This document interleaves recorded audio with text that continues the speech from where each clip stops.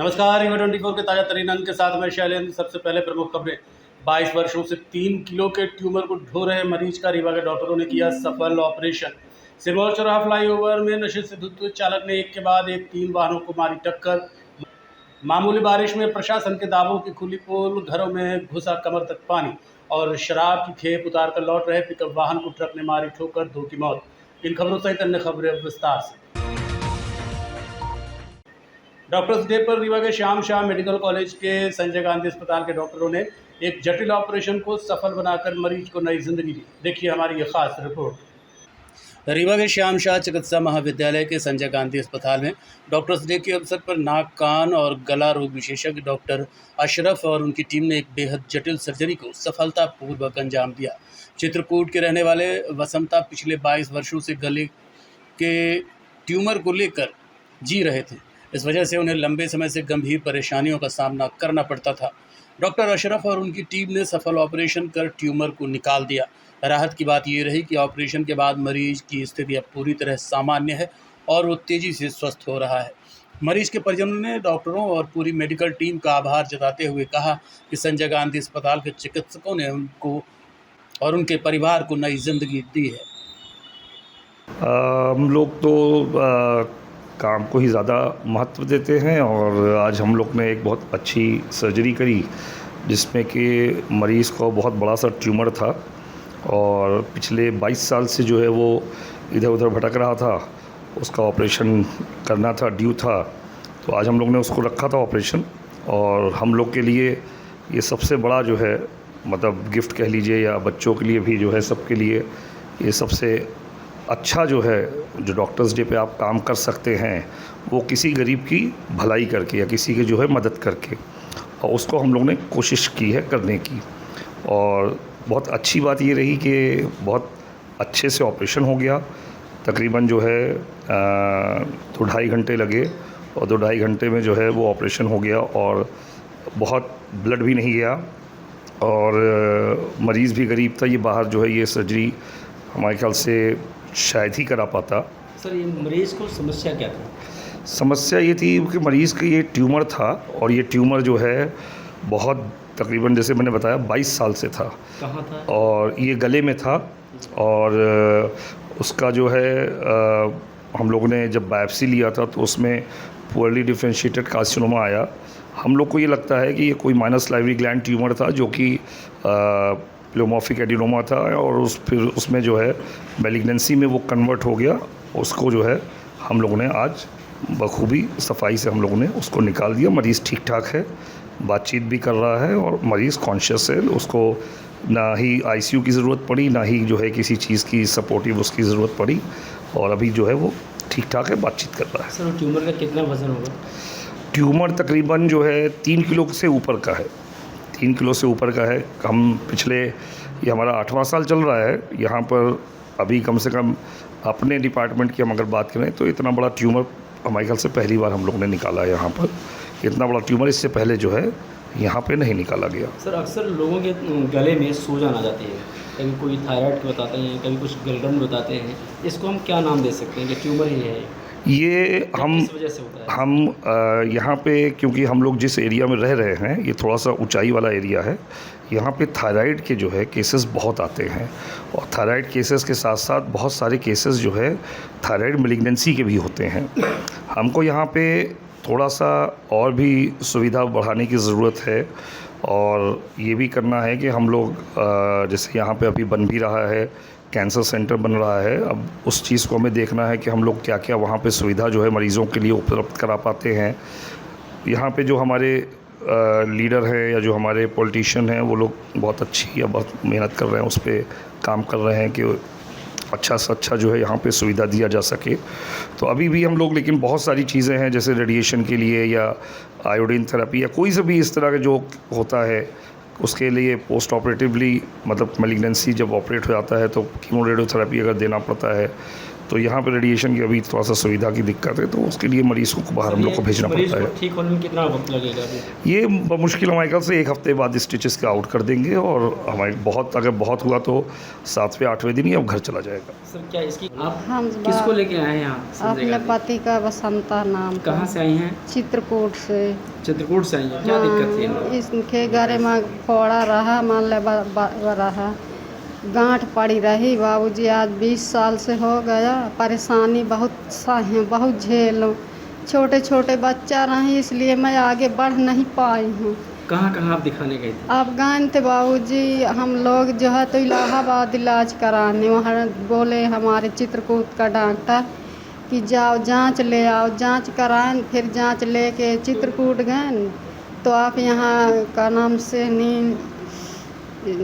नगौद का डॉक्टर रहा, उसके घर में बेचारे कहनी शादी रहा। शादी के बाद वो डॉक्टर ख़त्म हो गया, हमारा 7,000 रुपया भी जमा रहे उसके पास। तो जब वो ख़त्म हो गया तो हम फिर सर कहीं नहीं दवाई कराएं। यहाँ कैसे आई संजय गांधी यहाँ अस्पताल? हमारे जो है तो रिश्तेदारी रही, इसलिए तो रिश्तेदारी के बदौलत हमारे रिश्तेदार जो है ठाकुर के यहाँ काम करते मरीज रहे। का ऑपरेशन हो गया है? हाँ, मरीज का ऑपरेशन हो गया। ऑपरेशन कैसा रहा? बढ़िया रहा? अच्छा रहा बाबूजी। कुछ कहेंगे यहाँ के जो डॉक्टर हैं उनके बारे में, जिन्होंने ऑपरेशन किया डॉक्टर साहब ने? कहेंगे बाबूजी, क्या कहेंगे? यही कहेंगे कि हमारे लिए अच्छे डॉक्टर हैं, बहुत काम अच्छा किया है, हमारी गरीबी सर दूर किया है। हाँ। क्या नाम है आपका? कमला। कहाँ के रहने वाली हैं? चित्रकूट हमारे गांव का बड़ी मड़ैयन बिजहना कोलान। जिला शिरौर चौराहा फ्लाईओवर पर नशे में धुत एक चालक ने एक के बाद एक 3 वाहनों को टक्कर मार दी। गनीमत ये रही कि इस हादसे में कोई जनहानि नहीं हुई। रीवा के सिरमौर चौराहा फ्लाईओवर पर तेज रफ्तार और लापरवाही का एक मामला सामने आया है। बताया जा रहा है कि स्कॉर्पियो चालक नशे की हालत में वाहन चला रहा था। अनियंत्रित गाड़ी ने फ्लाईओवर पर 3 वाहनों को टक्कर मारी, जिसके बाद स्थानीय लोगों ने चालक को पकड़ लिया। प्रत्यक्षदर्शियों का कहना है कि यदि थोड़ी सी भी चूक हो जाती तो बड़ा हादसा हो सकता था। घटना ने एक बार फिर पुलिस के नशा मुक्ति अभियान और सड़क सुरक्षा व्यवस्था पर सवाल खड़े कर दिए हैं। वहीं चर्चा तेज है कि आखिर कम उम्र या लापरवाह युवाओं को इतनी महंगी गाड़ियां बिना निगरानी के परिजन क्यों सौंप देते हैं। खबर लिखे जाने तक पुलिस की ओर से कोई कार्रवाई सामने नहीं आई थी। कहाँ से आ रहे थे? इटौरा। कहाँ के हैं? इटौरा। हाँ, शराब के नशे में क्या? यूनिवर्सिटी यही में 5 मिनट के अंदर। नशे में हैं? हैं? शराब पी के चला रहे थे? नशे में तो हो यार। ना सुबह किए थे, अब सुबह किए थे, अब एक दो मान लीजिए। क्या? अभी मैं सुबह मान लीजिए। हाँ, अब आज शाम तक कुछ नहीं किए। किसको? अब शाम तक कुछ मान लीजिए फिर। हाँ, बाकी कुछ नहीं। कैसे हुआ? मैं अपने सिस्टर को रीवा श्रीवरी ट्रेन जाती है उनको छोड़ के मैं जा रहा था घर नहीं जड़ी। मैं यहाँ आया कि ये गाड़ी लहरा रहा था, वहीं से काफी तेज रफ्तार से चला है। मैं साइड में किया तो पहले जो सामने डग्गा खड़ा है उसको मारा, फिर डग्गा से छूटते हुए आया तो मेरे गाड़ी में धंस दिया। अगर उस डग्गे में न मारा होता उसके बाडी में तो शायद आज हमारी जान चली जाती। ये 2 गाड़ियों में मारा, 3 गाड़ियों में मारा। एक गाड़ी को कम चोट लगी थी वो चली गई, 3 गाड़ियों में लगातार मारा। पहले उसमें मारा, फिर मेरे मारा, फिर लास्ट में यहाँ एक मारा मोटरसाइकिल। शराब के नशे में धुत है। ये बियर की बोतल वहाँ पड़ी है, उसके गाड़ी का एयर बैग खुला है, वहाँ बाहर जाके पड़ी है। क्या नाम है आपका? अखिलेश पटेल। आप कहाँ से आ रहे थे? मैं आ रहा था यहाँ रेलवे स्टेशन। मानसून की दस्तक से पहले रीवा नगर निगम अलर्ट मोड पर है। शहर में जल भराव और बाढ़ जैसी स्थिति से निपटने के लिए कंट्रोल रूम स्थापित किया गया है। बारिश के मौसम को देखते हुए रीवा नगर निगम ने व्यापक तैयारियां शुरू कर दी हैं। नगर निगम के अनुसार पिछले 1 महीने से शहर के प्रमुख नालों की सफाई, मरम्मत और जल निकासी व्यवस्था को दुरुस्त करने का कार्य लगातार किया जा रहा है। खास तौर पर उन इलाकों पर फोकस किया जा रहा है जहां हर साल जल भराव की समस्या सामने आती है। आपात स्थिति से निपटने के लिए नगर निगम कार्यालय में कंट्रोल रूम स्थापित किया गया है। शहर के किसी भी हिस्से में जल भराव, नाला जाम होने या अन्य समस्या की सूचना मिलते ही निगम की टीम कार्रवाई करेगी। नगर निगम में नालों पर किए गए अतिक्रमणों के खिलाफ अभियान तेज करने की बात कही गई है। साथ ही शहरवासियों से अपील की है कि नालों में कचरा न डालें और बारिश के दौरान जल निकासी व्यवस्था को सुचारू बनाए रखने में प्रशासन का सहयोग करें। देखिए, इसको देखते हुए और क्योंकि रीवा शहर में ये इश्यूज़ आते हैं, तो हम लोगों ने पिछले लगभग 1-1.5 महीने से हम निरंतर इसकी तैयारी कर रहे हैं, पूरी समीक्षा भी कर रहे हैं। तो जितने भी प्रमुख नालों थे उनकी हमने प्रॉपर सफाई करवाई है। जो बड़े बड़े नाले थे उसमें हमने मशीन भेज के और हमारे जहाँ जहाँ मैनुअल था वहाँ टीम भेज के पूरी सफाई करवाई है। प्लस उसके बाद हम लोगों ने जो है बाकायदा ह्यूम पाइप व्यवस्था और जो भी इक्विपमेंट्स हमें लगते हैं उसकी भी प्रॉपर अरेंजमेंट कर रखा है। इस बार हम लोगों ने ये और किया है कि जो हमेशा कलेक्ट्रेट और नगर निगम अपनी अलग अलग व्यवस्था करते थे उसको भी कंबाइन करके एक सिंगल शहर की व्यवस्था की है। तो हमारा कंट्रोल रूम नगर निगम में एक्टिव है, लगातार काम कर रहा है। प्लस हमने मशीनें भी इस बार जो हैं अलग अलग स्पॉट्स पे डिप्लॉय की हैं ताकि फटाफट रिस्पांस हम दे सकें। कहीं पे भी समस्या है तो हमारी टीम तत्काल वहाँ पहुँच के निराकरण कर सकें। तो ऐसी व्यवस्था हमने जमाई है।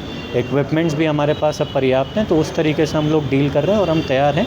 देखिए, समस्या तो हम ये नहीं कह सकते कि हम ज़ीरो कर पाएंगे, क्योंकि कई इलाके बहुत लो लाइंग एरियाज़ में हैं और कहीं दिक्कतें हैं, बट हम मिनिमाइज़ करने का पूरा प्रयास करेंगे और त्वरित निराकरण का पूरा प्रयास करेंगे। नालों में जो कब्जे हैं बहुत देखे गए, पर उसको लेके देखिए, कई सारे अतिक्रमण तो ऐसे हैं कि पूरे वहाँ पे बस्तियाँ ही बसी हुई हैं, तो नेचुरली जो है कुछ ऐसे इश्यूज़ हैं जो बहुत लॉन्ग टर्म इश्यूज़ हैं, उनको डील करना एक अलग चैलेंज है।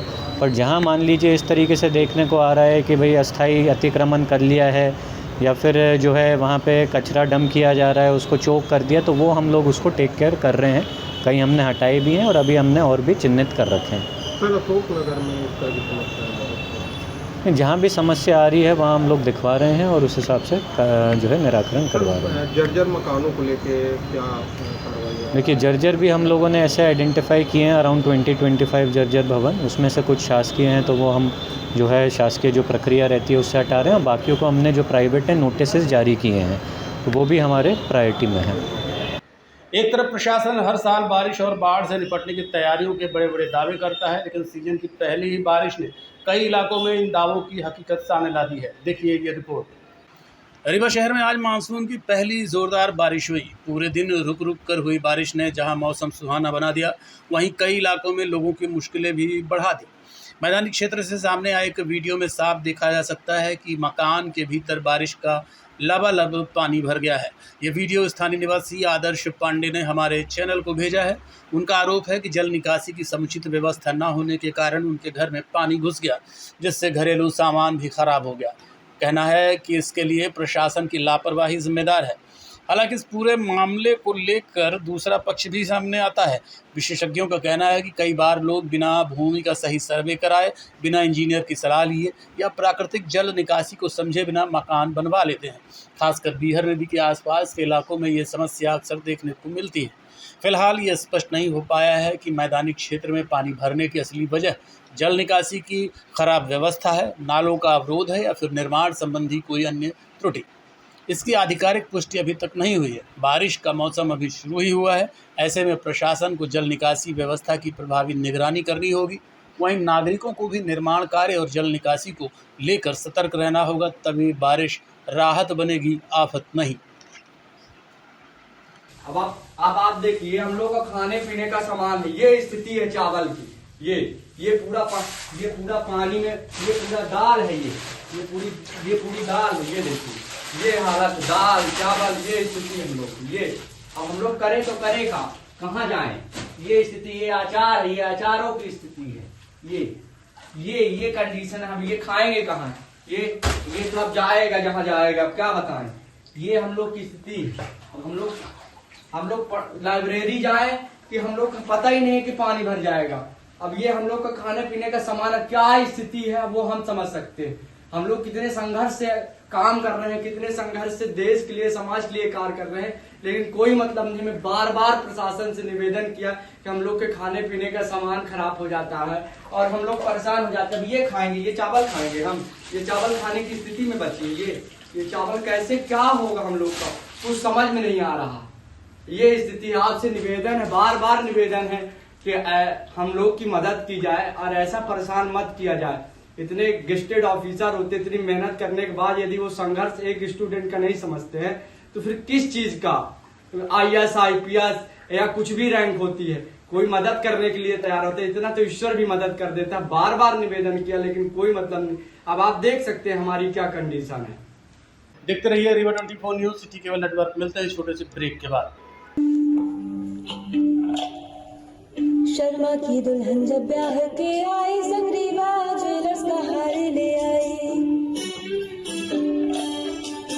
छा गया नाम शर्मा इनका गहना, हाय रे शर्मा इनका गहना, हाय रे शर्मा इनका गहना। शर्मा ने बहन का ब्याह रचाया, रीवा ज्वेलर्स का सेट पैसे ले आया। बन गया वो मिसरा इनका गहना, हाय रे मिसरा इनका गहना, हाय रे मिसरा इनका गहना। मिसरा इनका बेटा अफसर बन गया, पत्नी के गले में आईना चमक गया। बन गया वो अफसरा इनका गहना, हाय रे अफसरा इनका गहना, हाय रे अफसरा इनका गहना। शर्मा इनकी बिटिया डोली चढ़ गई, हार पे डायमंड की रोशनी जग गई। बन गया नई बहुरा इनका गहना, हाय रे बहुरा इनका गहना। रीवा से लेकर बिंद तक छाया, हर शादी में रीवा ज्वेलर्स का नाम आया। पीढ़ी दर पीढ़ी विश्वास से जगाया, रीवा ज्वेलर्स ने हिस्सा निभाया। कोई ब्याह कराए या न कराए, हाय पर गहना बनाए तो रीवा ज्वेलर्स से बनाए। शर्मा की दुल्हन जब ब्याह के आई, संग रीवा ज्वेलर्स का हार ले आई। छा गया नाम शर्मा इनका गहना, हाय रे शर्मा इनका गहना, हाय रे शर्मा इनका गहना। शर्मा ने बहन का ब्याह रचाया, रीवा ज्वेलर्स का सेट पैसे। राष्ट्रीय राजमार्ग 39 के चौड़ीकरण के लिए हो रहे भूमि अधिग्रहण को लेकर रीवा के प्रभावित किसानों ने गंभीर अनियमितताओं के आरोप लगाए हैं। गुड़ तहसील के खड्डा, खडौरी, रीठी, उमरी और महसाव सहित कई गांवों के प्रभावित किसानों ने आरोप लगाया है कि भूमि अधिग्रहण की प्रक्रिया में नियमों का पालन नहीं किया गया। किसानों का कहना है कि अंतिम अवार्ड समय से पहले जारी किया गया, कई प्रभावितों को व्यक्तिगत सूचना नहीं दी गई और मुआवजे के निर्धारण में भी गंभीर अनियमितताएं बरती गई हैं। किसानों का ये भी आरोप है कि मकानों, दुकानों और अन्य निर्माणों का सही मूल्यांकन नहीं किया गया, जिससे उन्हें आर्थिक नुकसान उठाना पड़ सकता है। प्रभावितों ने पूरे मामले की निष्पक्ष जांच कर दोषियों पर कार्रवाई और नियमानुसार उचित मुआवजा दिलाने की मांग की है। सूचना देना, किसी भी किसान को किसी तरह की कोई सूचना नहीं दी गई। अधिकार उसमें जो आम सूचना जारी हुई उसमें QR कोड जारी कर दिया था। अब हर किसान के पास न तो मोबाइल है और न वो QR कोड से वो पूरा पढ़ सकता। और उनने अपनी नीति मान ली, कायदे से प्रकाशन की सूचना होनी चाहिए, अधिग्रहण की सूचना होनी चाहिए। जो ज़मीनें ली जा रही, जो मुआवजा बन रहा है उसमें स्वीकृति पत्र मांगा जाना चाहिए किसानों से। किसी भी किसान से उसके मुआवजे का स्वीकृति पत्र नहीं मांगा गया है। और इस तरह से जो अनेक अनियमितताएँ हुई हैं, बड़े छोटे छोटे भूखंडों को जोड़ करके बड़ा भूखंड बना दिया, जिससे मुआवजा जो है हेक्टेयर में बना।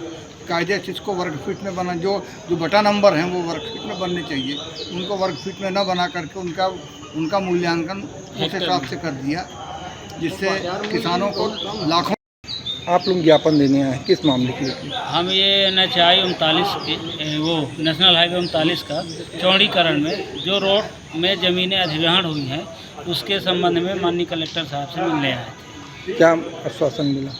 कलेक्टर साहब ने आश्वासन दिया कि बिल्कुल हम इसकी जांच कराते हैं और जांच करा के जो उचित होगा वो हम कार्रवाई करेंगे। खामियां क्या है? खामियां ये कि मुआवजा जो है तो अपन छोटे छोटे जो प्लाटें हैं उसको हेक्टर में जोड़ के और उसको मतलब 2-3 जगह जो ज़मीनें हैं तो उसको हेक्टर में जोड़ के मुआवजा दिया जा रहा है, जो कि हमारी लोगों की रजिस्ट्री है, खरीदी हुई ज़मीनें हैं।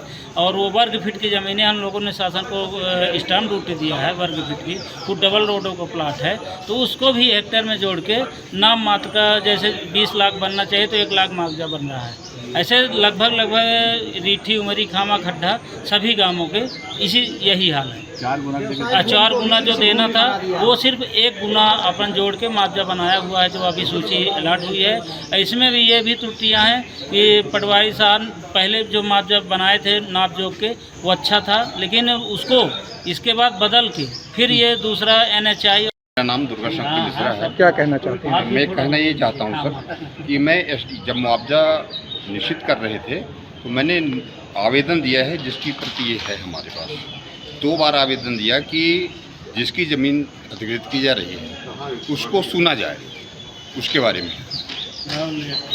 ये इन लोगों ने ज़मीन को अलग अलग अराजी नंबर में जो ज़मीनें फंसी हैं उन अराजी नंबर को सबको एक में जोड़ दिया है, जबकि खेत अलग है, रकबा अलग है, अराजी नंबर अलग है, तो उसका अलग अलग मुआवजा बनना चाहिए था। और वो व्यावसायिक ज़मीन है उसको भी इन्होंने सामान्य घोषित कर दिया है, कृषि भूमि को घोषित करके 1,15 लाख एकड़ की अराजी रजिस्ट्री है उसकी, 15 लाख रुपए डिसमिल की अराजी को इन्होंने 5,000 रुपये एकड़ के हिसाब से मुआवजा बनाया है। और वो किसान जिंदा रहे सर कि मर जाएगा। कभी कलेक्टर साहब से आपकी क्या बात है? निवेदन किए हैं साहब कि इसकी जांच कराइए। कब तक जांच के लिए आश्वासन? अभी साहब उनके ऊपर निर्भर करता है। जल्द आपकी कार्रवाई। रीवा जिले के गोविंदगढ़ में एक बार फिर अवैध प्लाटिंग का मामला सुर्खियों में है। स्थानीय लोगों ने प्रशासन से कार्रवाई की मांग की है। गोविंदगढ़ के घुचियारी तिराहा स्थित अंबेडकर चौक के पास अवैध प्लाटिंग को लेकर रहवासियों में नाराजगी है। आरोप है कि भूमि स्वामी द्वारा प्लाट बेचते समय 10 फीट चौड़ा रास्ता देने का वादा किया गया था, लेकिन मौके पर केवल 5 फीट का रास्ता छोड़ा गया। इतना ही नहीं, कॉलोनी में सड़क और नाली जैसी बुनियादी सुविधाएं भी उपलब्ध नहीं कराई गई। रहवासियों का कहना है कि बारिश के दौरान पूरी कॉलोनी जलमग्न हो जाती है, जिससे आवागमन और नैतिक जीवन प्रभावित होता है। उनका आरोप है कि कई शिकायतों के बावजूद नगर परिषद ने अब तक कोई ठोस कार्रवाई नहीं की, जबकि लगातार मिट्टी भराव कर नए प्लाट बेचे जा रहे हैं। अब सवाल है कि बिना नियमानुसार विकास कार्यों और मूलभूत सुविधाओं की प्लॉटिंग कैसे हो रही है। फिलहाल क्षेत्रवासी प्रशासन से जांच और जल्द कार्रवाई की मांग कर रहे हैं। वो धन्यवाद देता हूं कि मुझे बोलने का मौका मिला। यहाँ पे भागवत प्रसाद शुक्ला द्वारा जो है आए दिन क्या होता है कि पहली बात तो बिना लाइसेंस के, बिना उसके इतनी बड़ी उसने कॉलोनी बसाई, लगभग 20-30 सालों से अलग अलग लोगों को उसने ज़मीन बेची और कॉलोनी बसाई, जिसका उसके पास कोई वैध प्रमाण पत्र नहीं है। इसके बाद तालाब जो पोखरा था उसका आए दिन मिट्टी पाट के उसकी मेढ़ ऊंची कर देता है और यहाँ पे लोगों के घरों में पानी भरता है, न्यूसेंस फैलाता है, जंगली मतलब पानी वाले कीड़े, सांप बिच्छू लोगों के घर में घुसते हैं और कई बार शिकायत करने पे भी कोई कार्यवाही नहीं हुई और इसके खिलाफ कोई भी एक्शन नहीं हुआ। हमने कई बार मतलब लेटर दिया कि भागवत प्रसाद। देखते रहिए Rewa 24 news, city cable network. मिलते हैं छोटे से ब्रेक के बाद। Pentium point group of institution, जो अपने अनुशासन, आधुनिक तकनीक युक्त शिक्षा गुणवत्ता हेतु जाना जाता है। इस ग्रुप के अंतर्गत कई संकायों के अनेक महाविद्यालय संचालित हैं, जिनमें मुख्यतः law college, pharmacy college, management college, art, commerce, science, biotechnology तथा कंप्यूटर साइंस महाविद्यालय संचालित है। महाविद्यालय में BBA, LLB, BCom LLB, BA LLB, LLB, LLM, B Pharma, D Pharma, MBA, BBA, BCA और अन्य प्रोफेशनल पाठ्यक्रम। तो आज ही पधारे Pentium point group of institution में। आधुनिक इंफ्रास्ट्रक्चर, सभी आउटडोर तथा इंडोर खेलों से संबंधित मैदान तथा अत्याधुनिक संसाधनों से लैस ऑडिटोरियम व सभी संकायों की आधुनिक प्रयोगशालाएं संस्था को विशेष स्थान प्रदान करती हैं। लॉ महाविद्यालय में मूट कोर्ट तथा लाइब्रेरी अत्याधुनिक है। फार्मेसी कॉलेज की समस्त लैब अत्याधुनिक मशीनों से सुसज्जित हैं। साथ ही छात्रों को कम्युनिकेशन व सॉफ्ट स्किल संबंधित कक्षाएं प्रदान की जाती हैं। पेंटियम पॉइंट महाविद्यालय की शुरुआत 2002 से संस्थापक BN त्रिपाठी जी द्वारा की गई थी। छात्रों के आने जाने के लिए साल 2010 से छात्र तथा छात्राओं हेतु निःशुल्क बस की सुविधा प्रदान की जा रही है। पेंटियम पॉइंट ग्रुप अपनी उच्च गुणवत्ता युक्त शिक्षा तथा छात्रों के प्लेसमेंट हेतु जाना जाता है। इस ग्रुप के अंतर्गत संचालित महाविद्यालय bar council of India, pharmacy council of India, AICTE तथा उच्च शिक्षा मध्य प्रदेश शासन द्वारा मान्यता प्राप्त महाविद्यालयों का संचालन करता है। तो महाविद्यालय का भ्रमण एक बार जरूर करें। पता इस प्रकार है: महाविद्यालय का प्रथम कैंपस करहिया बीणा सिमरिया रोड तथा दूसरा कैंपस हरदी बीणा सिमरिया रोड में स्थित है। पेंटियम पॉइंट ग्रुप का हेड ऑफिस कॉलेज चौक के समीप स्थित हेड गेवार नगर में है। सीधी से शराब की पेटियां उतार कर लौट रहे एक पिकअप वाहन की भीषण हादसे में 2 लोगों की मौत हो गई, जबकि एक युवक चमत्कारिक रूप से बच गया। हादसा खांभा टोल प्लाजा के पास हुआ। सीधी से शराब की पेटियां उतार कर लौट रही एक पिकअप को खांभा टोल प्लाजा के पास पीछे से आ रहे तेज रफ्तार ट्रक ने टक्कर मार दी। टक्कर इतनी भीषण थी कि अनियंत्रित पिकअप सड़क किनारे खंभे से जा टकराई। हादसे में पिकअप चालक चंदन दुबे निवासी पडरा और राजेश रावत निवासी रसिया मोहल्ला की मौके पर ही मौत हो गई। वहीं पिकअप में पीछे सो रहा लाला रावत निवासी रसिया मोहल्ला इस हादसे में सुरक्षित बच गया। घटना की सूचना मिलते ही पुलिस मौके पर पहुंची और शवों को कब्जे में लेकर पोस्टमार्टम के लिए भेज दिया गया। पुलिस ने मामला दर्ज कर दुर्घटना के कारणों की जांच शुरू कर दी है। सीधी वहाँ से लौटते टाइम पीछे से ट्रक वाला टक्कर मारा है, तो वहाँ से लौट रहे थे। उसके बाद उसमें 3 लोग थे, 2 लोग की डेथ हो गई, एक लड़का बस बच्चा छोटा सा। क्या नाम था तीनों का? तीनों, एक जो ख़त्म हुए राजेश रावत, एक चंदन दुबे और एक लाला। वो लाला बच गया वो, हाँ। 2 लोग ख़त्म हो गए। ये घटना कहाँ पर हुई? घटना ये हुई है यहाँ के खामा खड्डा पास। खामा खड्डा में, सीधी रोड में जी, खामा खड्डा में। ये क्या बजे घटना? ये रात को 3 बजे। 1.5 साल पहले हुई चोरी का खुलासा अभी तक नहीं हो पाया है, जिससे पीड़ित ने कलेक्टर से न्याय की गुहार लगाई है। आज के अंक में इतना ही। देखते रहिए रीवा 24 न्यूज़। नमस्कार। रीवा जिले के गढ़ थाना क्षेत्र के ग्राम बांसा के रहने वाले आशीष पटेल ने कलेक्टर को दिए आवेदन में बताया कि 7 फरवरी 2025 को परिवार के सभी सदस्य प्रयागराज गए हुए थे। इसी दौरान अज्ञात चोर घर में घुसकर सोने चांदी के जेवरात, एक महंगा लेंस, कैमरा और अन्य कीमती सामान लेकर चंपत हो गए। पीड़ित का आरोप है कि पुलिस ने संदेह के आधार पर कुछ लोगों को पकड़ा था, लेकिन बाद में उन्हें छोड़ दिया गया और आज तक चोरी का खुलासा नहीं हो सका है। उनका कहना है कि पहले भी पुलिस महानिरीक्षक, पुलिस अधीक्षक समेत कई अधिकारियों को आवेदन दे चुके हैं, लेकिन अभी तक कोई ठोस कार्रवाई नहीं हुई। पीड़ित ने एक बार फिर आरोपियों की गिरफ्तारी, चोरी किए गए सामान की बरामदगी और निष्पक्ष जांच की मांग करते हुए प्रशासन से न्याय दिलाने की गुहार लगाई है। वहीं पुलिस की लापरवाही से किसी बड़ी घटना की अनहोनी को लेकर भी कयास लगाए जा रहे हैं। माना जा रहा है कि जब पीड़ित ने आरोपियों के नाम पुलिस को सौंप दिए हैं तो पुलिस कार्रवाई क्यों नहीं कर रही है? क्या पुलिस किसी बड़ी घटना के इंतज़ार में है? और अगर पीड़ितों द्वारा लगाए गए आरोप निराधार हैं तो पुलिस उसका खुलासा क्यों नहीं कर रही है? कितने की चोरी हुई थी? चोरी करीब हमारे यहाँ 19 से 20 लाख की हुई थी। क्या क्या सामान गया? हमारे यहाँ सोना चांदी गया था चोरी, और एक कैमरा और हाँ 4000 कैश गया था। तो क्या वो अभी तक कार्रवाई नहीं हुई? अभी तक कोई कार्रवाई नहीं है। 2025 से लेके मैं NHRC का भी दरवाज़ा खटखटा चुका हूँ और वहाँ से SP साहब को लेटर जारी हुआ है, लेकिन अभी 4 वीक के अंदर इन्होंने अभी कोई रिस्पॉन्स नहीं दिया उसका। अभी आज मिलने आए तो क्या? हाँ, आज मैंने उनसे मिला तो उन्होंने कहा कि हाँ इसमें इंक्वायरी करेंगे, लेकिन अभी तक कुछ नहीं। आप कलेक्टर के यहाँ भी गए थे? मैं कलेक्टर साहब के यहाँ भी गया था, तो उन्होंने कहा कि मैं बात करूँगा। थाने वाले क्या बोल रहे हैं? थाने वाले सर कुछ नहीं कर रहे हैं, उनसे अब कोई मतलब ही नहीं है इस केस से। क्यों, क्या हो गया? अब उनको पता नहीं, मैं तो कई बार जाता रहता हूँ उनके पास, लेकिन कहते हैं मैं इंक्वायरी कर रहा हूँ। अब इसमें कोई इंक्वायरी। आरोपी कौन था? इसमें आरोपी है अनिकेत पटेल, दीपक पटेल, राजेश पटेल, राम कुशल पटेल, सुनीता और शर्मिला पटेल। ये सभी नाम दर्ज ये कर ही नहीं रहे हैं रिपोर्ट, क्योंकि इनको मिल गए हैं कुछ पैसे। क्या नाम है आपका? कहाँ का मामला? मेरा नाम आशीष पटेल है। इसमें राम कुशल पटेल जो है वो रात में ये भी बोला था कि मैंने चोरी जो किया है उसको चोरी करते देखा हूँ, लेकिन अब नहीं बता रहा है क्योंकि वो उसी के घर के ही चोरी किए हैं सभी लोग। थाने का मामला ये गढ़ थाना, जिला रीवा, मध्य प्रदेश। आज के अंक में इतना ही। देखते रहिए रीवा 24 न्यूज़। नमस्कार।